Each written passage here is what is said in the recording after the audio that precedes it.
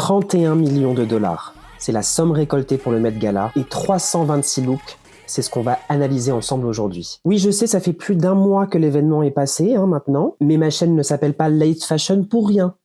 J'imagine que vous connaissez le Met Gala, cet événement qui a lieu tous les ans, le premier lundi du mois de mai. C'est un événement culturel, mode et parfois politique, pendant lequel les plus grandes célébrités de la planète se rassemblent, pour une bonne cause, mais surtout autour d'un thème vestimentaire. Cette année, le thème c'est Superfine Tailoring Black Style. Alors dans cette vidéo, on va décortiquer ce que ce thème veut vraiment dire et essayer de comprendre le dress code précis que les invités devaient suivre et surtout si les invités ont respecté ce dress code.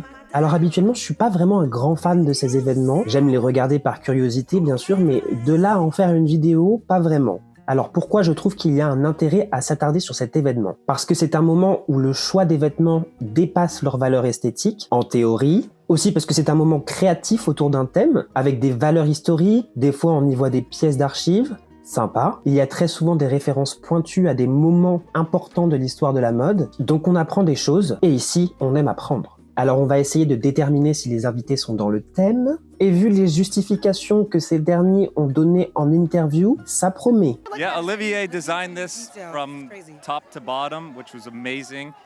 From Balmain, it was great to go with him and just watch him do his magic. I really didn't have much say.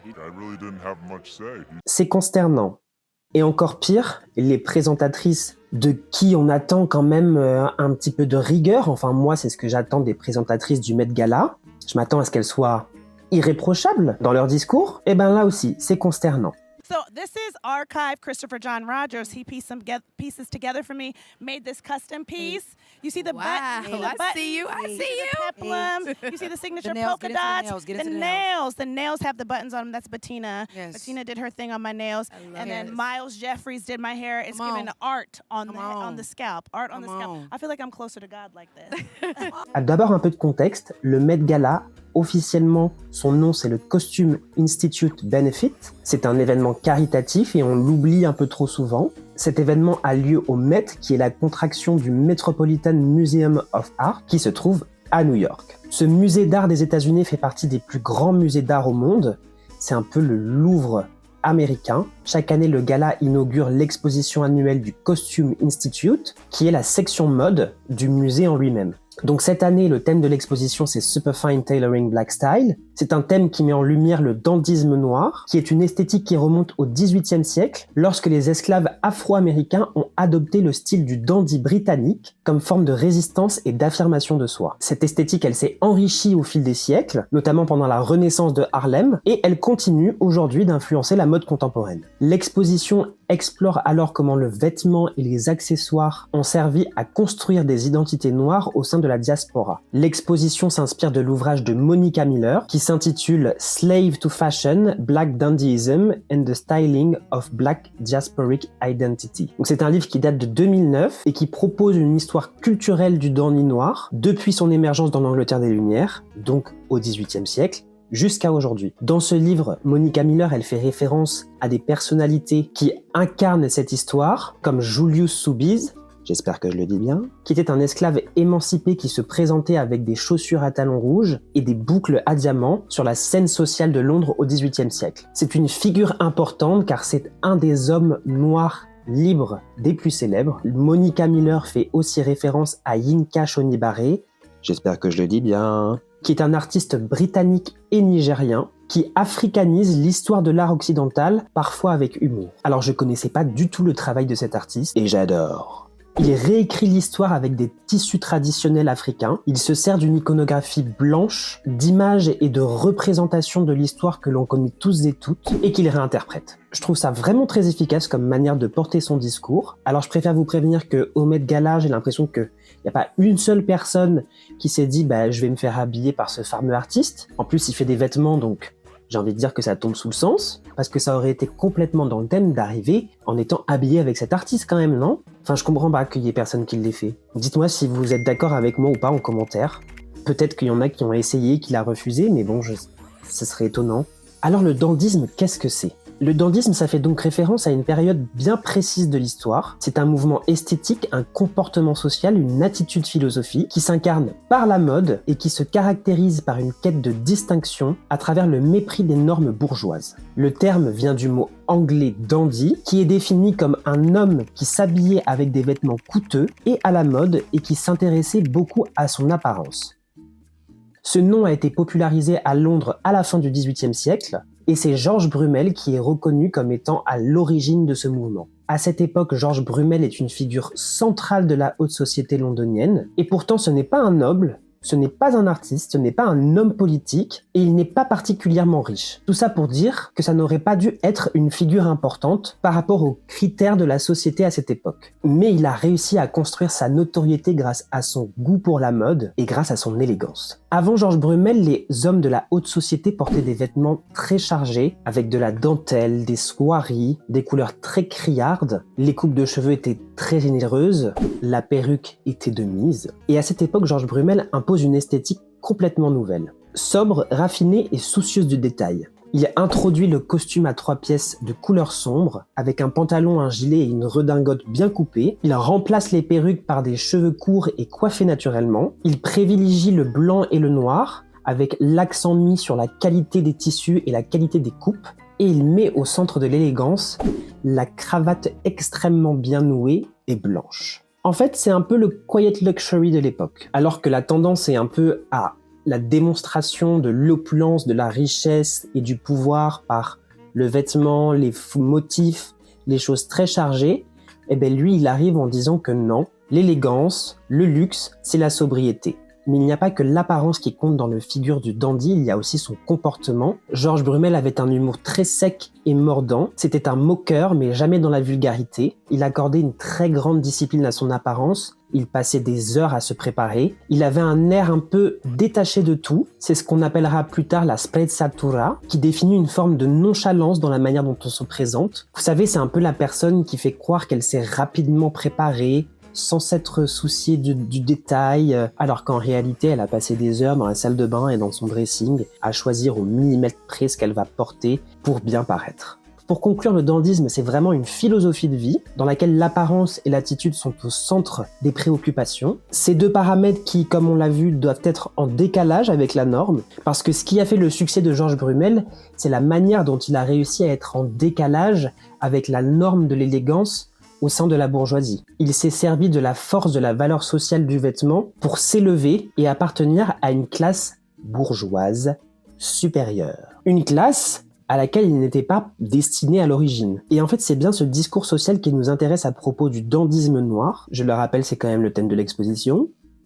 Revenons à nos boutons. Assez logiquement, le dandysme noir, c'est l'histoire du dandysme réinterprétée par la communauté noire. Parce que même si on est sur la fin de l'esclavage à cette époque, cette communauté souffre énormément de discrimination raciale. Elle va donc se servir du vêtement pour interroger le pouvoir, un peu comme Georges Brumel, complètement même, pour interroger les normes raciales, pour interroger les représentations sociales, en se réappropriant des codes de l'élégance et en portant des vêtements que l'ordre social leur refuse. Donc les principales caractéristiques du dandysme noir, c'est une esthétique affirmée, des costumes sur mesure, des couleurs vives, beaucoup d'accessoires, des postures très étudiées, avec une certaine mise en scène du corps, comme revendication symbolique d'un pouvoir. Deuxième caractéristique, la subversion du regard colonial. Il s'agit de détourner les stéréotypes raciaux en reprenant les codes de la domination pour leur donner un autre sens. Troisième caractéristique, la critique sociale, proposer un acte de résistance face à la marginalisation, au racisme et à la pauvreté. Dernière caractéristique, la performance identitaire. Le corps devient un espace de narration, d'affirmation et de réappropriation culturelle. Tout ça, c'est le thème de l'exposition, hein. J'espère que vous me suivez encore. Maintenant, on va passer au dress code de la soirée. Deux choses différentes, hein. Thème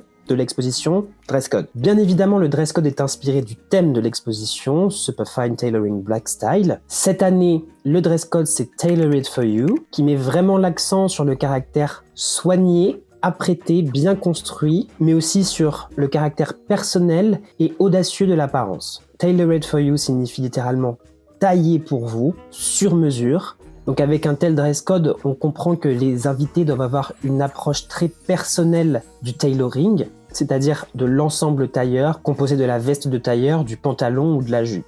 Bien évidemment, Tout cela doit être inspiré du thème de l'exposition, c'est-à-dire du dandysme noir. Il y a donc 2 lectures du dress code. Un premier qui est, disons, philosophique. Les invités doivent choisir des vêtements qui représentent leur identité, leur singularité, c'est-à-dire que leur choix vestimentaire doit incarner leur style. Deuxième niveau de lecture, les invités doivent faire référence à des codes ou réinterpréter des codes du dandysme noir. Pour ça, il faut donc comprendre le vocabulaire du dandysme noir, c'est-à-dire les vêtements et les accessoires qui sont vraiment les signes de ce mouvement. Alors bien évidemment, il y a la tenue de Georges Brumel, qui est pour ainsi dire l'icône du dandysme, donc la redingote, le chapeau, la canne, mais il y a aussi le look de Oscar Wilde, qui était un écrivain irlandais réputé pour son élégance, mais il y a surtout les codes vestimentaires de la Renaissance de Harlem. Ce mouvement de la culture artistique de l'entre-deux-guerres est très important dans l'histoire du dandysme noir. Il a lieu dans le quartier de Harlem à New York et représente une période de réaffirmation de l'identité noire américaine qui passe par les arts et la politique. Ce mouvement s'est aussi incarné par le vêtement, bien évidemment. On retrouve alors des costumes 3 pièces, des tissus de très bonne qualité, des couleurs sobres et parfois criardes, mais aussi des motifs tels que les rayures ou le prince de Galles. Il y a des accessoires comme la cravate, le nœud papillon, la canne encore une fois, les gants, les pochettes, les broches, la fameuse montre à gousset,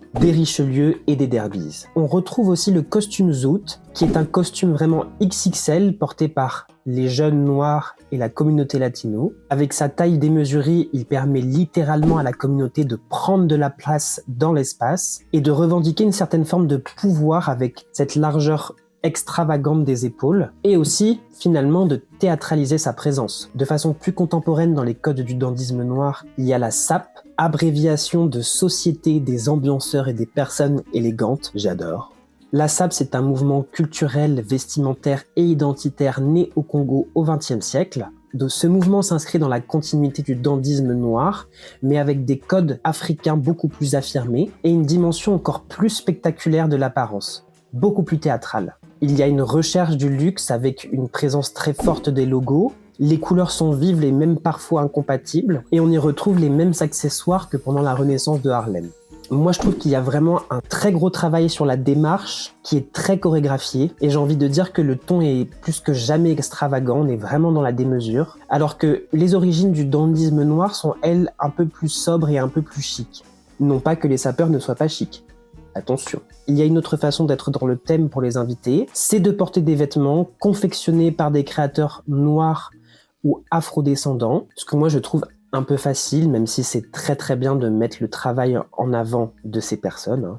Mais il y a quand même plusieurs difficultés autour de ce thème et de ce dress code. Le plus grand danger avec un tel dress code, bien évidemment, c'est l'appropriation culturelle. Un blanc qui reprendrait des codes du dandysme noir, ce serait vraiment maladroit. Étant donné qu'on parle d'un mouvement vestimentaire qui proclame une indépendance de la domination occidentale. Une autre difficulté, l'effet déguisement, c'est-à-dire ne pas véritablement incarner les codes de la tenue choisie, et un peu tomber dans la facilité d'utiliser un code pour justifier tout un dress code beaucoup plus complexe. Dernière difficulté, et là, elle me concerne, elle nous concerne, c'est la difficulté à déterminer si les gens sont dans le thème ou pas. Parce que Tailored for You, c'est plus que jamais personnel. Et en vérité, il faudrait échanger avec chacune des personnes pour savoir si leur tenue, leur choix, est vraiment un choix personnel. Allez, après plus de 30 minutes d'introduction, on commence la partie la plus fun.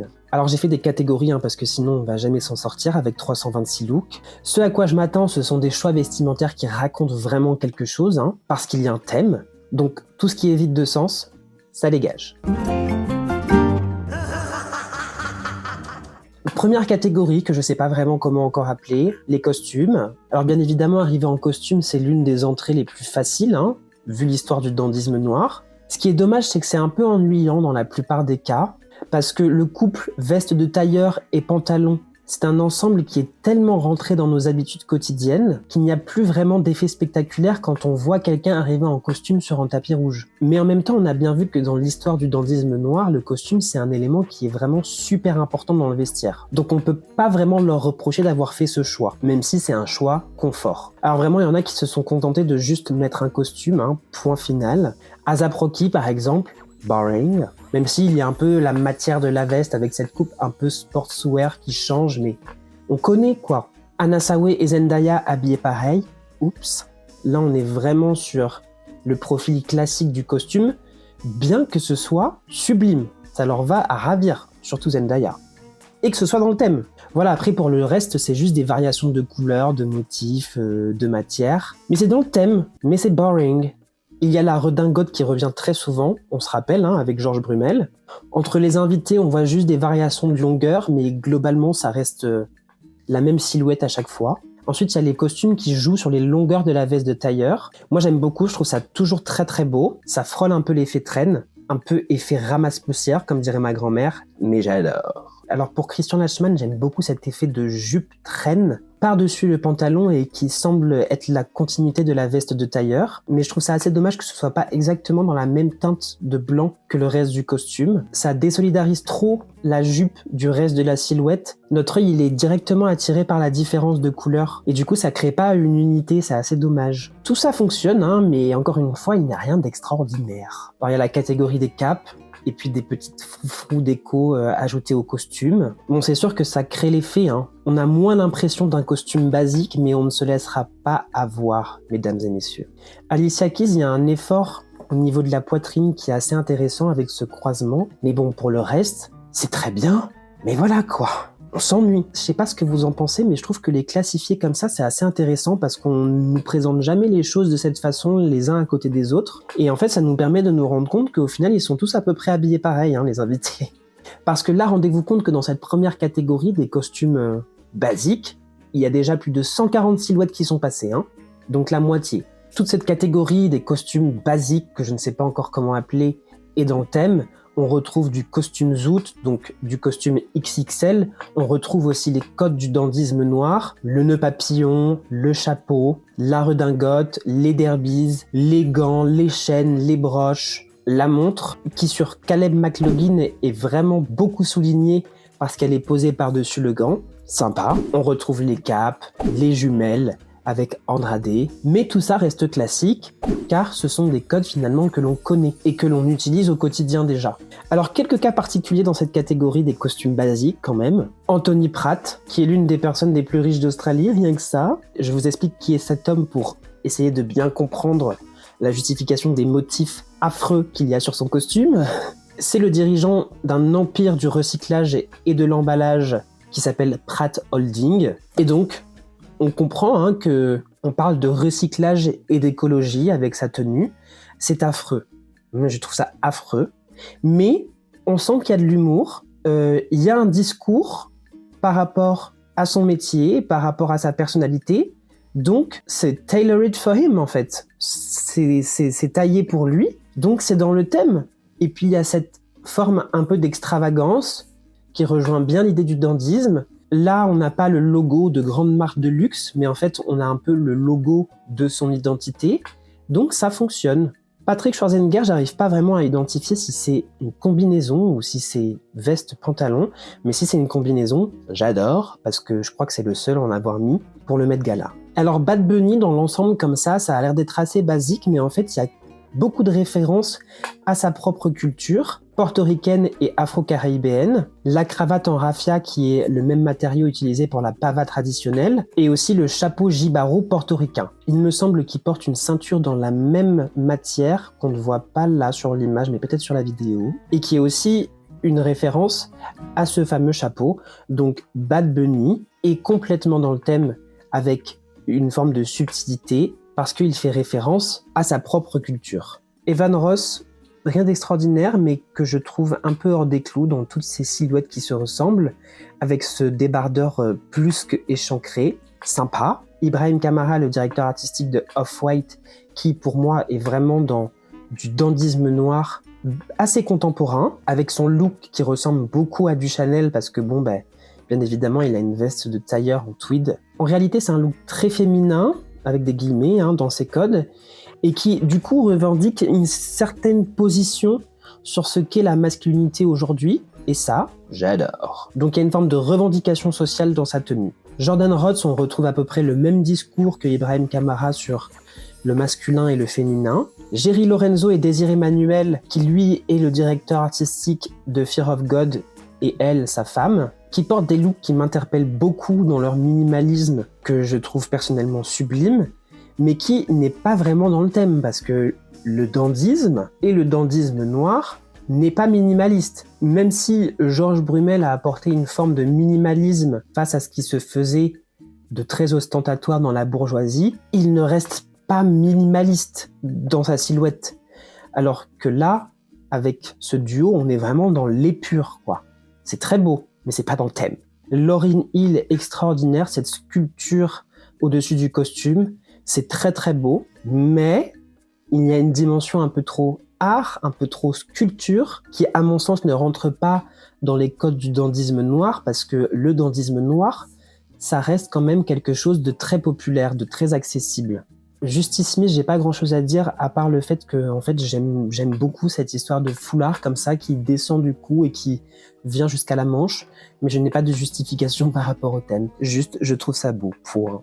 Paul Tazawell, la jupe, c'est dandy contemporain. Encore une fois, par rapport à ces histoires de masculinité et de féminité. En plus, il n'y a pas beaucoup d'hommes qui ont porté des jupes pour ce Met Gala, donc on adore. C'est dandy parce qu'il casse les codes du genre pour se les réapproprier.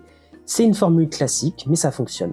Sam Smith, pareil, avec cette idée de jupe bouffante. Dynasty Ogun et Soul Ogun, complètement dans le thème, car il mélange des tissus typiquement africains, avec le costume qui est, lui, beaucoup plus occidental. Il y a plein de petits détails sur la cravate, dans les poches, etc. J'adore. Et là, je peux revenir sur le risque de l'appropriation culturelle. Vous imaginez une tenue comme ça, des tissus comme ça, portés par un blanc, malaise. John Ima et Sergio Hudson, que celui qui est à gauche, donc John Ima, parce que celui qui est à droite, c'est complètement basique. Je crois que le chapeau est un koufi ou une chéchia. Je dis les deux parce que j'ai pas envie de dire de bêtises, je suis pas un expert. Mais en tout cas, ce qui est sûr, c'est que c'est un couvre-chef typique de l'Afrique de l'Ouest, ce qui est complètement cohérent car ce monsieur est nigérien. Il y a d'autres éléments culturels forts comme le collier ou encore le motif sur la veste, et tout ça est bien évidemment plus que dans le thème. La deuxième catégorie, que je ne sais pas encore comment appeler, j'aurais certainement fait des titres de partie dans le montage, j'espère que je serai plus inspiré.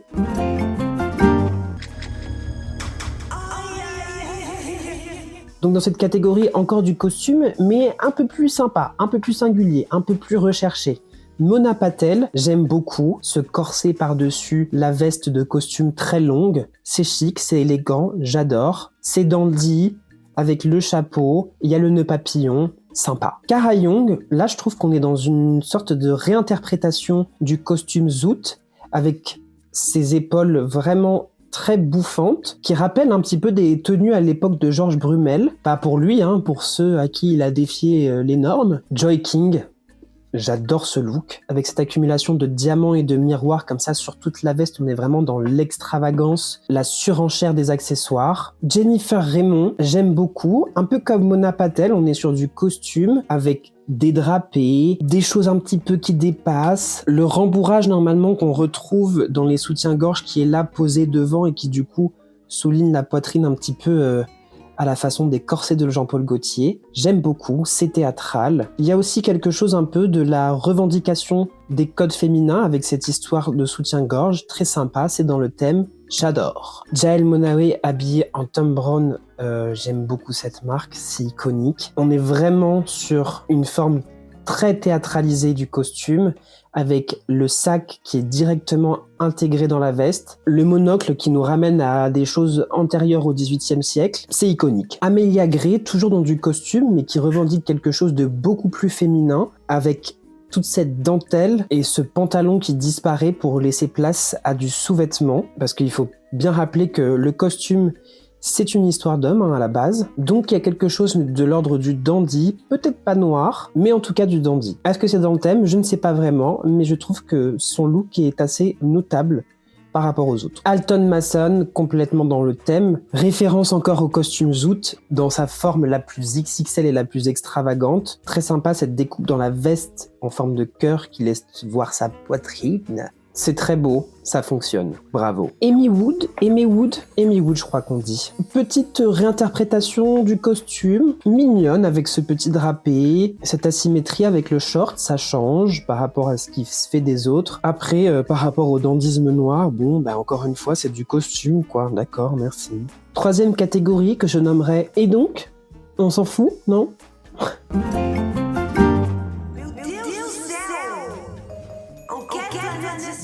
C'est un peu la catégorie des robes de soirée banales, quoi. Vous savez, les ensembles Chanel basiques, avec pas vraiment quelque chose d'intéressant et surtout de très pertinent. Le pire, c'est que j'ai osé mettre Anna Wintour, qui est donc celle qui hoste dans la soirée, celle qui invite, celle qui gère. Enfin, vous connaissez Anna Wintour, quoi? Ben, je l'ai mise dans cette catégorie parce qu'en fait, merci Anna Wintour. Mais t'es habillé pareil chaque année. Donc voilà, rien d'extraordinaire. Après, j'essaye d'être exhaustif, mais je passe certainement à côté de quelques justifications qui pourraient avoir du sens. Quand je pense qu'il peut y en avoir, je vais regarder en détail, parce que j'ai essayé de regarder en détail et en fait, j'ai arrêté, parce que au bout de la 150e personne qui répond à la question « Pourquoi vous portez cette tenue ?» Cette tenue a été faite par tel créateur. C'est vraiment quelqu'un d'incroyable qui fait merveilleusement bien son travail. Je l'adore. Mais vous ne répondez pas à la question, en fait.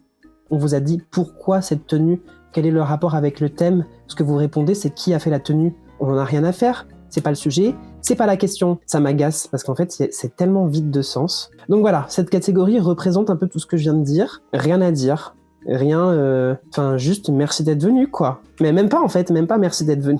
Petite exception que j'ai mis quand même dans cette catégorie, c'est Jérémy Pope, parce que j'en suis sûr, il a été habillé par le styliste Loroche, et il porte une pièce d'archive de Maison Margiela, pas le pantalon bien sûr, le top. C'est intéressant, c'est une pièce d'archive, cet effet de mannequin de couture dont on a enlevé la toile et qu'on a réutilisé pour faire une tenue, ça fait toujours son effet, ça fait toujours plaisir de voir ça, c'est toujours beau, mais en fait, encore une fois, c'est quelque chose que l'on connaît vraiment. En plus, Jérémy Pope, c'est un acteur et un chanteur. Si ça avait été un mannequin, j'aurais dit, bon, il raconte quelque chose de son histoire personnelle, donc top. Ben non, du coup, c'est pas un mannequin. Catégorie suivante, ce que je considère comme les pires looks.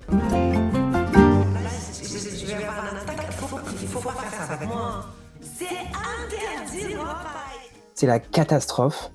Alors le duo, la Catherine et Baz Luhrmann, je ne sais pas qui c'est, mais en fait... Bon, encore lui, il a un costume basique, c'est juste que le choix du motif de la cravate avec les rayures de la costume, c'est un enfer. Mais madame, votre robe est pas belle.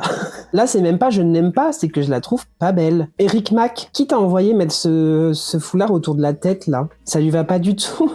Mais de toute façon, ça n'irait à personne. En fait, c'est surtout, ils auraient dû faire une découpe autre que celle-là. Là, on dirait qu'il est trop petit. Le foulard bonnet, c'est hyper dommage, parce que ça aurait pu être cool. Tanda Francis, c'est quoi cette robe des plus banales que l'on pourrait trouver à chaque coin de rue, là?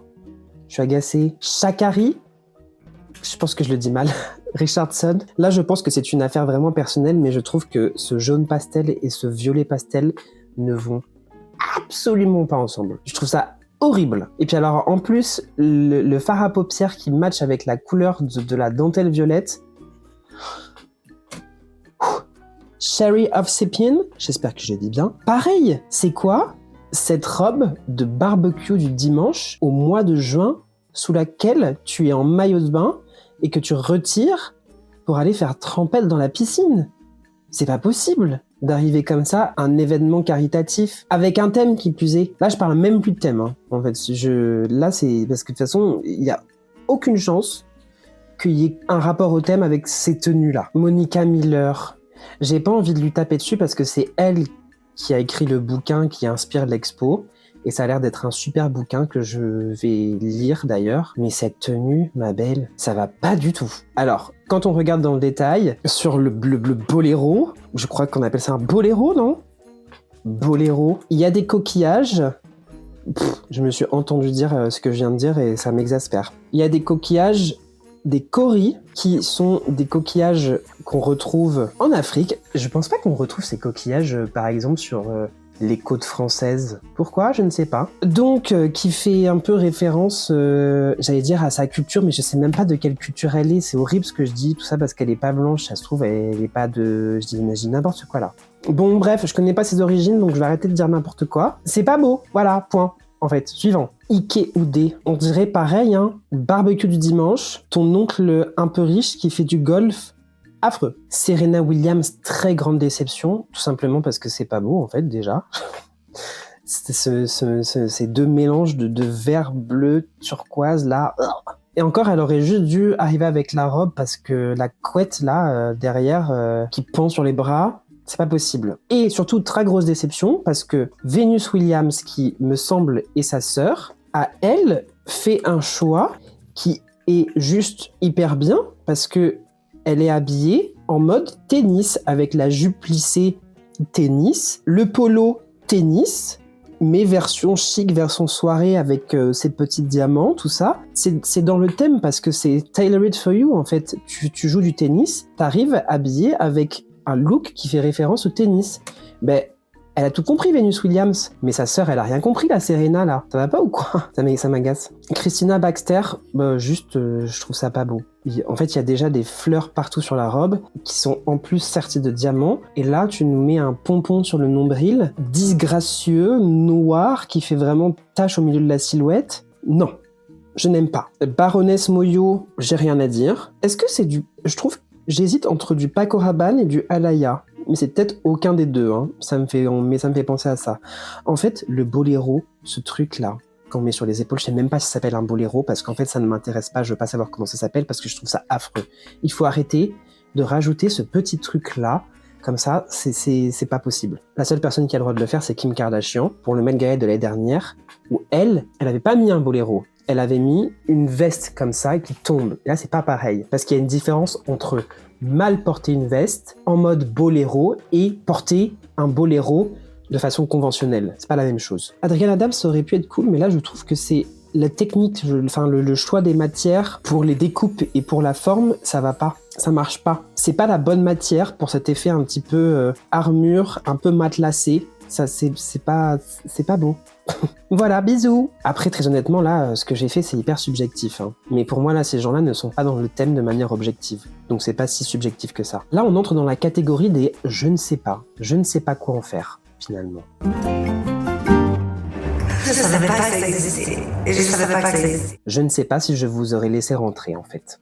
Valentina Ferrer, qui est habillée en Marc Jacobs. En fait, je pense que je ne sais pas... Il y a d'autres femmes qui sont habillées en Marc Jacobs avec l'avant-dernière collection. En fait, je pense que je ne sais pas dans quelle catégorie les mettre, parce que je connais ces looks, je connais ces collections, et pour moi, elles sont trop récentes. Et en fait, le discours qu'elles portent n'ont rien à voir avec cette histoire de dandy. Donc en fait, c'est pas que je ne sais pas, en fait, c'est juste que ça n'est pas dans le thème finalement. Simone Biles, Simone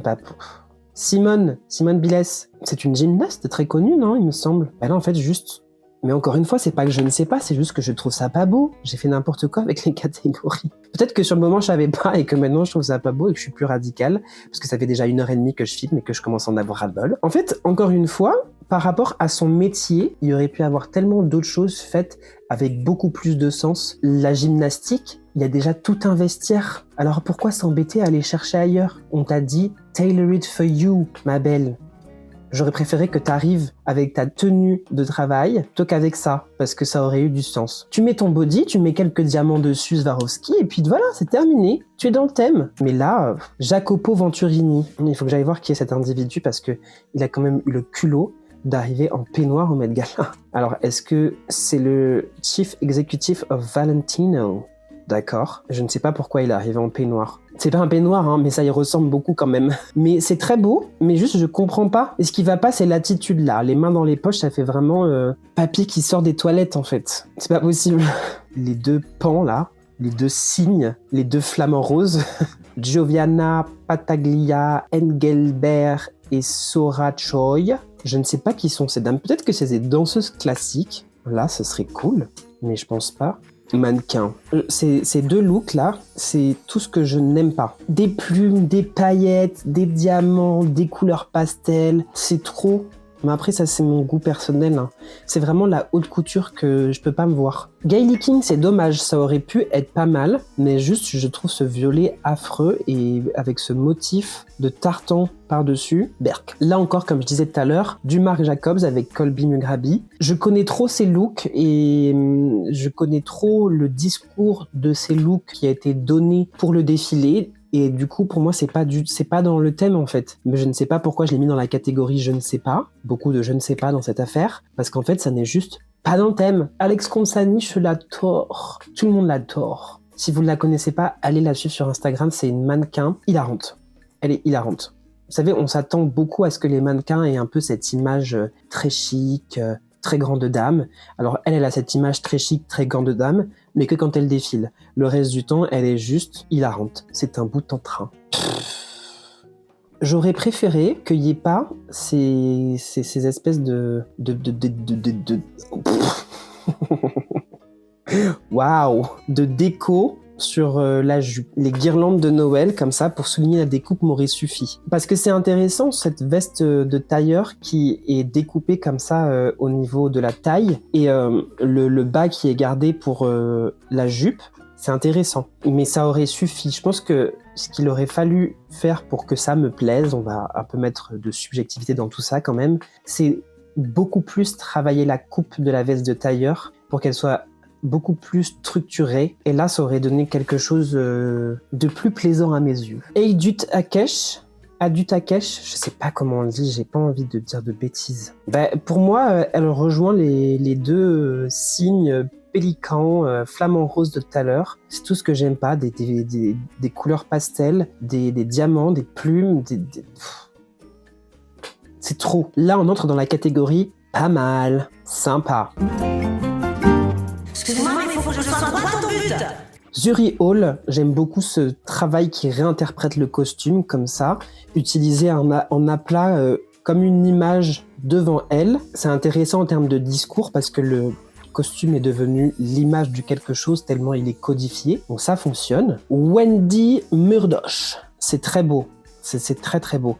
Je ne connais pas l'histoire en détail, mais je sais que ça a un rapport avec sa culture. Je connais ce créateur, je connais ce look, je le sais, croyez-moi. Tracy Ellie Ross, alors, qui est habillée en Marc Jacob, dont je parlais tout à l'heure dans la catégorie je ne sais pas. Là, je trouve qu'il y a quelque chose qui fait sens avec ce look, parce que, en fait, on retrouve l'ensemble tailleur, la veste de tailleur et le pantalon. Et la manière dont le pantalon est très gonflé, je trouve qu'on rejoint encore cette idée de costume zoot, donc cette idée de choses très grandes, très XXL, très volumineux qui prennent la place. Et pareil pour la veste, qui est elle aussi très volumineuse, très extravagante. Et puis le nœud, qui est un motif très récurrent dans l'histoire de la mode féminine, mais aussi le nœud papillon autour du cou, que là du coup on retrouve autour de la taille. Donc on rentre encore dans ces codes du dandisme noir. Et puis le chapeau démesuré, encore une fois, dandisme noir.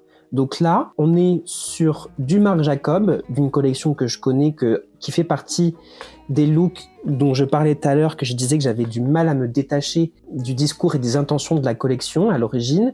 Là, j'y arrive parce que les codes utilisés pour cette tenue sont des codes du dandisme noir. Donc, ça fonctionne, tu es dans le thème, ma chérie. Tessa Thompson, pourquoi je l'ai mis dans les pas mal? Parce qu'en fait, je trouve pas ça pas mal, je trouve ça mal.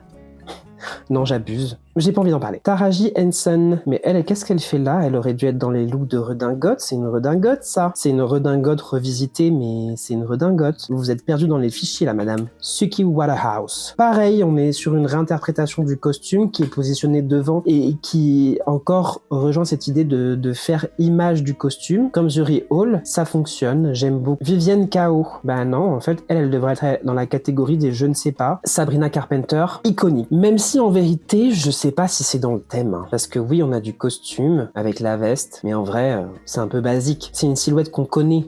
Il y a le wow effect parce que c'est très beau, ça lui va ravir, mais dans le fond, pas si exceptionnel que ça. Et ça n'a pas tant de sens que ça non plus, j'ai l'impression. S-Coops, je sais pas si je le dis bien. J'aurais pu le mettre dans la catégorie des costumes basiques au tout début, avec la sous-catégorie des costumes et de leur cape et de leurs petits froufrous par-dessus. Mais là, je trouve qu'il y a quelque chose de plus avec ce plissé et avec ce volume et la générosité de la quantité de textile qui rentre dans cette idée de costume zoop avec cette volonté de prendre de la place. Il y a quelque chose d'un peu royal aussi, et de bourgeois, qui est assez intéressant. C'est dramatique. Le dandisme noir, c'est dramatique. Chiara, pourquoi t'es là? T'aurais dû être dans la catégorie des je ne sais pas, encore une robe de soirée. Une robe de soirée, point. Rosalia, très beau, n'est pas dans le thème. Pourquoi elle est là?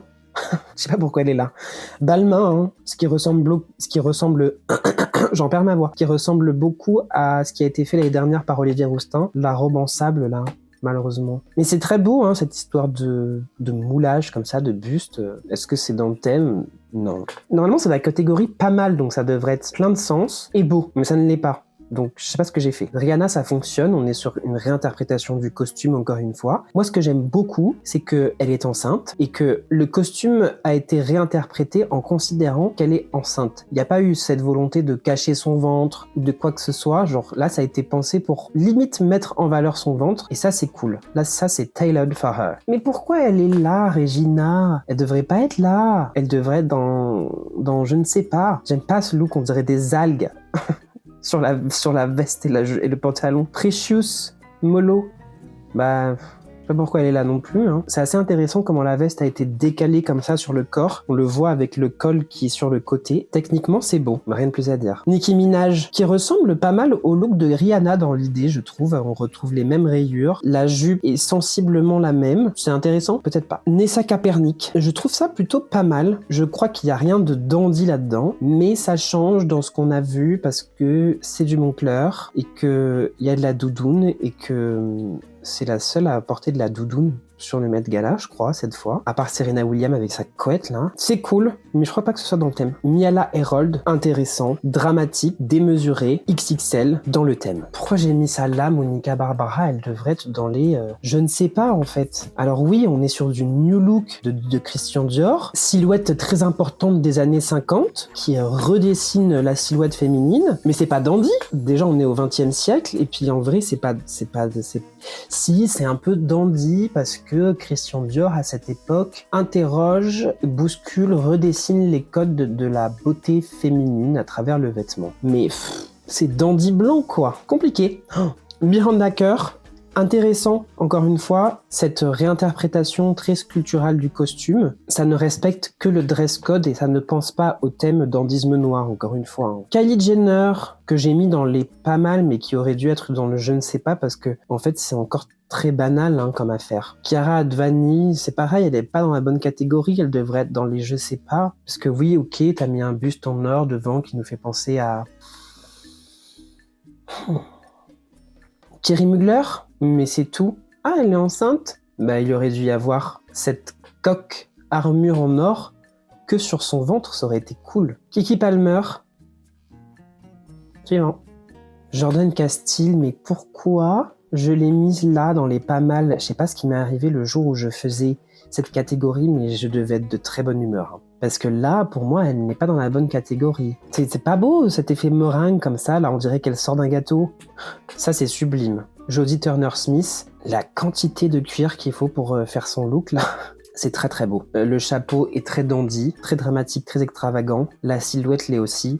J'adore. Jessica Kyle, je sais pas pourquoi je l'ai mise là, encore elle aussi, hein, je me suis trompé. Mais c'est très étrange. Ah, elle a des fleurs collées sur la peau. En fait, je comprenais pas. Je me disais, soit ils ont rajouté des fleurs en post-prod, soit il y a des fleurs qui tombent du bouquet pendant la photo, mais c'est pas les mêmes fleurs. En fait, elle a dû faire du maquillage sur ses jambes, je pense. Ça, c'est rigolo. Mais sinon, le look...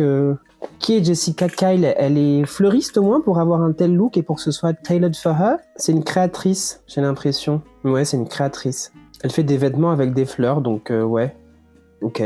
Gina Alice Riddingler, c'est beau hein, cette histoire, il y a beaucoup de choses intéressantes. C'est assez intéressant le dégradé qu'il y a entre les broderies et les volants dans le bas de la robe. J'aime beaucoup, c'est très délicat. Est-ce que c'est dans le thème ? Je ne sais pas. Gaby Thomas, mais pourquoi je l'ai mise dans les pas mal ? C'est pas mal, c'est mal. Suivant. Emma Chamberlain, c'est beau, moi j'aime beaucoup, toujours, le tailoring, revisité, redécoupé comme ça, je trouve ça toujours très intéressant. Et c'est dans le dress code, dans le thème par extension, parce que le costume est encore une fois très important dans l'histoire du dandisme noir. Mais bon, c'est facile. Dua Lipa, il y a quelque chose des années folles qui est très intéressant, qu'on n'a pas beaucoup trouvé dans les autres looks. Problème, les années folles, c'est 1920. Alors, c'est important par rapport au statut de la femme, qui se libère vestimentairement parlant, mais en termes de dandisme noir, pas trop. Doja Cat, Marc Jacob, costume zoot, très grand, très XXL, très démesuré, avec cet habit de panthère qui souligne une forme en sablier féminine, comme ça c'est joli, mais est-ce que ça porte un discours? Je ne pense pas. Demi Moore, la pauvre, elle a été très critiquée pour ce Met Gala par rapport à sa tenue, qui en fait est une cravate XXL, dont on voit le nœud sur la poitrine et puis après le reste du tombant comme ça, qu'on reconnaît aussi avec les rayures blanches. En fait, l'idée est géniale de faire une robe en cravate. Problème, c'est un peu mal exécuté. Ce qui est mal exécuté, c'est cette auréole autour d'elle. Mais sinon, je trouve que c'est assez dans le thème, parce que la cravate, c'est un accessoire qui est vraiment très très fort dans l'histoire du costume. Debbie Allen qui est dans le thème, avec ce chapeau, cette plume, la robe qui reprend des codes du 18e, avec ce volume comme ça autour des hanches, et puis ce très grand décolleté, on adore. Danielle Deadwyler, pourquoi elle est là encore? Elle est pas dans la bonne catégorie. Qu'est-ce que c'est que ce morceau de rideau là rattaché dans le bas de la jupe? Ça va pas ou quoi? Chimamanda Adichie, que je trouve hyper intéressant. Pareil dans la forme du bas de la robe qui rappelle bien les formes du 18e. Et puis cette accumulation comme ça de motifs en 3D avec le nœud papillon et la cravate, qui sont des accessoires importants dans l'histoire du dandysme. Je trouve que ça fonctionne assez bien. Charlie XCX, tu te calmes, parce que ça va un peu dans tous les sens là. Bébé Rexha, c'est très très beau, mais encore une fois, elle n'est pas dans la bonne catégorie, parce que, en fait, qu'est-ce que j'ai voulu dire par pas mal dans cette catégorie? Je pense que j'ai voulu dire que je trouve ça beau, mais c'était pas par rapport au respect du dress code et du thème, ce qui est une erreur. Parce que là, c'est beau, tailoring, veste de tailleur, bon ben voilà quoi, rien de plus à dire en termes de discours. Ayo et Debiri, alors ce grand collier qu'il y a sur le devant de sa robe blanche me fait penser à quelque chose que je n'arrive pas à retrouver. Je sais pas si c'est des peintures qu'on retrouve dans l'histoire de l'art africain, mais il me semble que c'est ça, qu'on retrouve sur des planches de bois, vous savez, des fois c'est de la peinture et des fois c'est sculpté. J'ai pas réussi à retrouver exactement ce à quoi je pense, donc pour moi c'est dans le thème, mais je sais pas très bien l'expliquer du coup. Ashley Graham, encore, qui n'est pas dans la bonne catégorie parce que c'est du tailoring, c'est très beau, mais suivant. Anokiai, c'est assez beau. La partie blanche de la jupe, en fait, on reconnaît à la poche que c'est une veste de tailleur très très grande. Je trouve ça assez intéressant. Avec par-dessus encore cette robe noire qui elle aussi semble être une veste de tailleur parce qu'on voit le nœud comme ça et on reconnaît les manches avec la patte de boutonnage comme ça. Revisite du tailoring, c'est intéressant, c'est beau, mais c'est pas, encore une fois, on n'a pas beaucoup de sens, quoi. Pareil pour Angel Ricci, très beau, tailoring, elle n'est pas dans la bonne catégorie, j'ai fait n'importe quoi. Aisha McShaw, que j'ai pas encore mis dans la bonne catégorie, qui aurait dû être dans la catégorie des merci d'être venu, parce que bon, bah, c'est un look, voilà, quoi, merci. Je suis excédé. Georgina Chapman, que j'ai pas encore mis dans la bonne catégorie, parce que ça devrait être encore dans la catégorie des robes, ok, merci d'être venu. Parce qu'on connaît ces robes-là, n'importe quoi.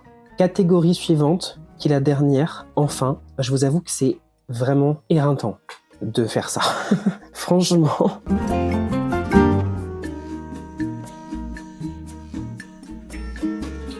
Alors, je n'ai pas réussi à savoir qui était cette personne, mais j'aime beaucoup, encore une fois, cet effet de 2 dimensions et d'image du costume dans laquelle elle se glisse comme ça. Je trouve qu'il y a un discours qui est le même que j'ai évoqué tout à l'heure sur le costume et devient une image de quelque chose. Guillaume Diop, en fait, juste, c'est lui qui a gagné le Met Gala. Hein.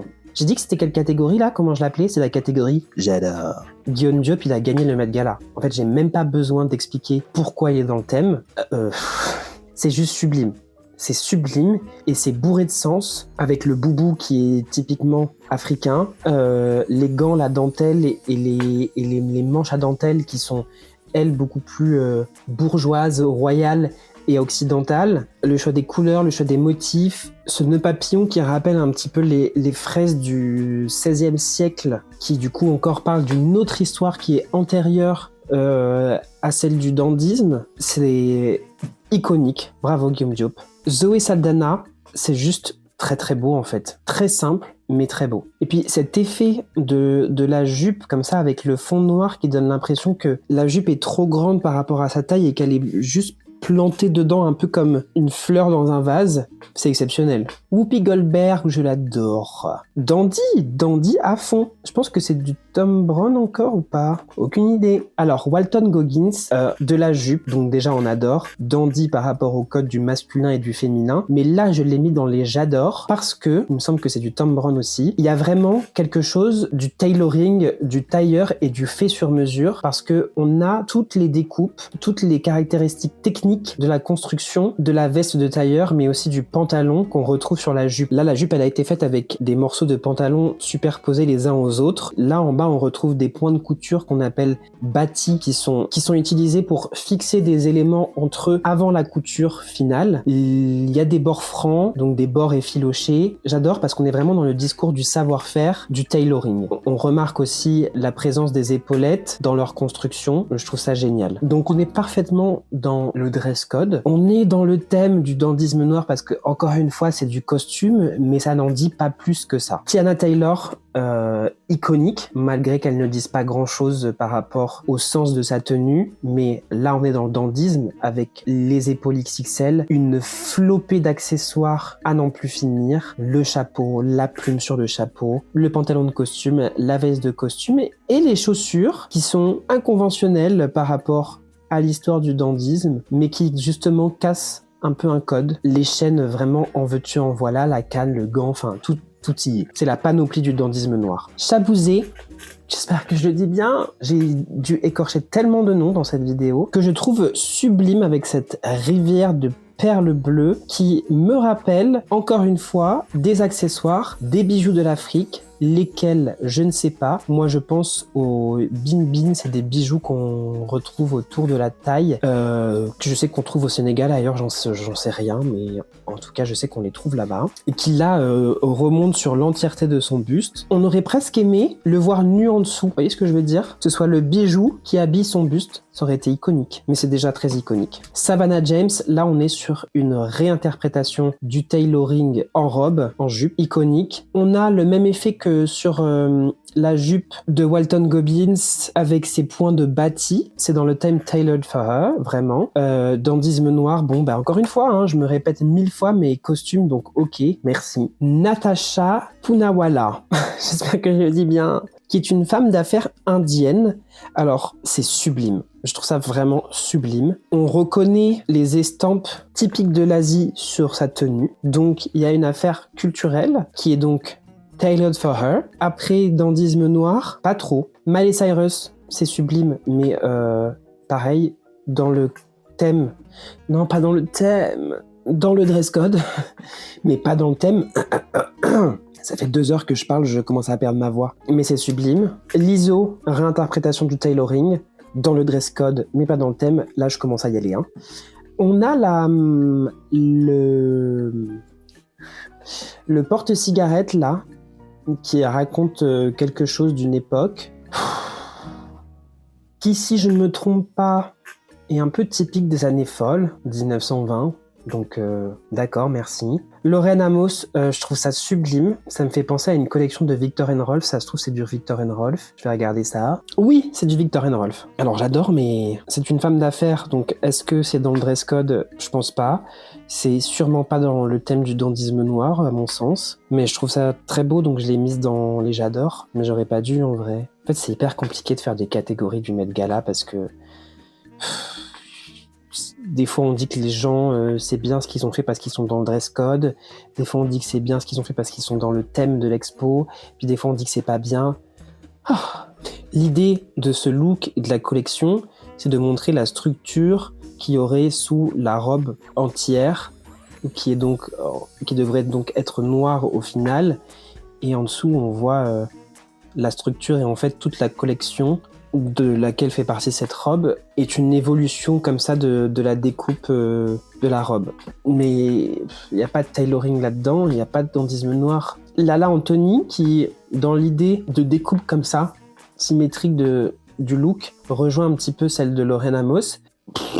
Pas de tailoring, pas de dandysme. Kim K, elle est dans le thème parce que c'est Kim K. Elle, pareil, il a fallu enseigner des crocodiles pour faire sa robe. C'est sublime, en fait, ça lui va à merveille. C'est tailored for her, vraiment. Il y a une affaire de dandisme parce qu'on retrouve la chaîne sur la taille, mais c'est dans le dress code, pas dans le thème en vrai. Jenna Ortega qui est en balmain et qui, elle, respecte parfaitement le dress code parce que ce sont littéralement des règles qui ont été découpées pour matcher avec sa morphologie. Donc on est vraiment dans l'outil qui sert à mesurer le corps et qui sert à faire quelque chose de précis et d'ajusté. Donc c'est tailored for her, mais ça n'est pas dans le thème du dandisme noir. F.K. Twigs, Anne est folle, c'est très beau. Pourquoi ? On ne sait pas. Heidi Kinnerman Bunzel, c'est très beau, réinterprétation très poussée, très sophistiquée, je trouve, dans du tailoring et de la veste de tailleur, dans le sens où elle est tellement revisitée qu'elle est presque abstraite. On retient juste la chemise blanche dessous et la veste de tailleur noire par-dessus, ou alors le col de la veste de tailleur dont le revers est blanc peut-être, je sais pas, mais en tout cas, on reconnaît la veste de tailleur et c'est vraiment réinterprété et minimisé, caricaturé à l'extrême. Je trouve ça très beau. Dress code et thème, je ne sais pas. Je suis fatiguée là. Cynthia Erivo, c'est très beau, mais par rapport au dress code et au thème, Coleman Domingo, iconique. Cette cape bleu royal, bourgeoisie, je sais pas comment appeler ça.